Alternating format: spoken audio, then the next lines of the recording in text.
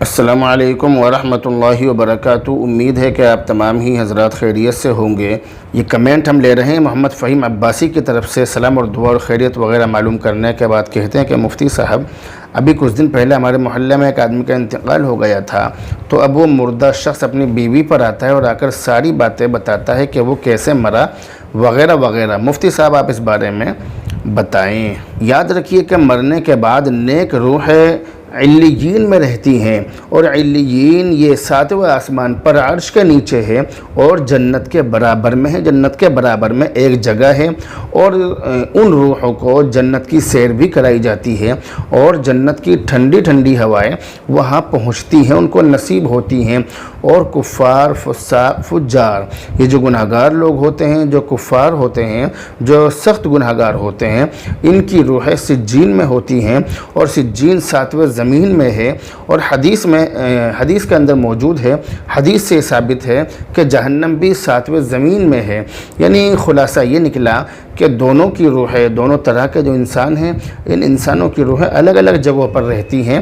اچھے لوگوں کی روحیں علیین میں اور برے لوگوں کی روحیں سجین میں رہتی ہیں، جیسا کہ قرآن کریم کے اندر سورہ مطففین میں ہے کہ وما ادراک ما علیین کتاب مرقوم۔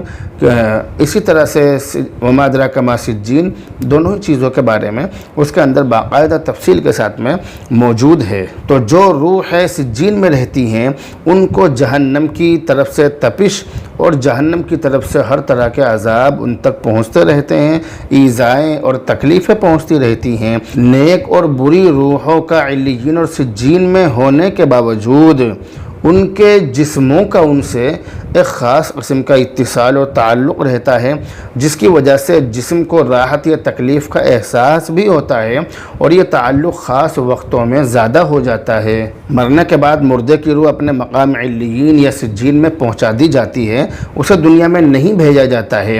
مرنے کے بعد روح کا واپس گھر آنا، یا جمعرات کو آنا، یا کسی انسان پر حاضر ہو جانا، یہ تمام چیزیں قرآن و حدیث کے بالکل خلاف ہیں۔ یاد رکھیے کہ مردے کی روح اپنے مقام پر رہتی ہے، علیین یا سجین وہاں پر رہتی ہے، یعنی اچھے لوگوں کی اچھے لوگوں میں علیین میں، اور برے لوگوں کی برے لوگوں میں یعنی سجین میں رہتی ہے۔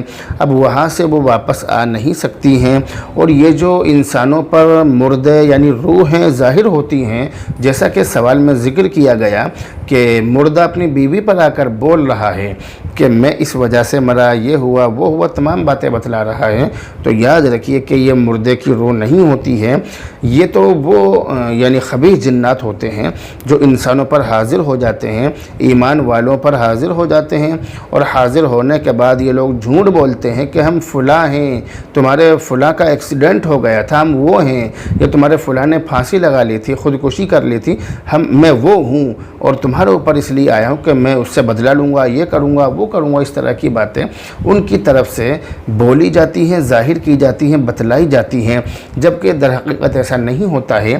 یہ تو خبیث جنات ہوتے ہیں جو انسانوں پر حاضر ہونے کے بعد جھوٹ بولتے ہیں، اور انسانوں کا عقیدہ خراب کرنے کی پوری کوشش کرتے ہیں، اور عقیدہ خراب کر بھی دیتے ہیں۔ جیسا کہ سوال سے معلوم ہو رہا ہے کہ وہ مردہ ان پر آ گیا اور آنے کے بعد بول رہا ہے، بتلا رہا ہے، تو یہ عقیدہ خراب ہونے ہی کی تو بات ہے۔ اگر عقیدہ خراب نہ ہوتا تو سوال یہاں تک آتا بھی نہیں، لیکن عقیدہ خراب ہے، سوچ خراب ہے، دین کے بارے میں جانکاری نہیں ہے، علماء میں بیٹھنے کی ضرورت نہیں ہے، علماء کے پاس بیٹھنے کی ہم کوشش کرتے ہی نہیں ہیں، اپنے علماء سے ہمارا تعلق ہے ہی نہیں، اس لیے اس طرح کی چیزیں ہمارے سامنے دن بدن اور روزانہ آتی ہیں، اور آنے کے بعد پھر ان چیزوں کو ہم لوگ سیریس لے لیتے ہیں۔ تو اس لیے بتلانے کا مقصد یہ کہ روح واپس نہیں آتی ہے، روح کا آنا اور کسی پر حاضر ہونا اور پھر اس کا بولنا، یہ تمام چیزیں بالکل غلط، بے اصل اور بے بنیاد ہے۔ شریعت سے ان چیزوں کا کوئی تعلق نہیں ہے۔ مجھے پوری امید ہے کہ تمام ہی باتیں آپ کی سمجھ میں بہت اچھی طرح سے آ گئی ہوں گی۔ بہرحال اب آپ سے رخصت ہوتے ہیں، دعاؤں میں یاد رکھیں۔ السلام علیکم ورحمۃ اللہ۔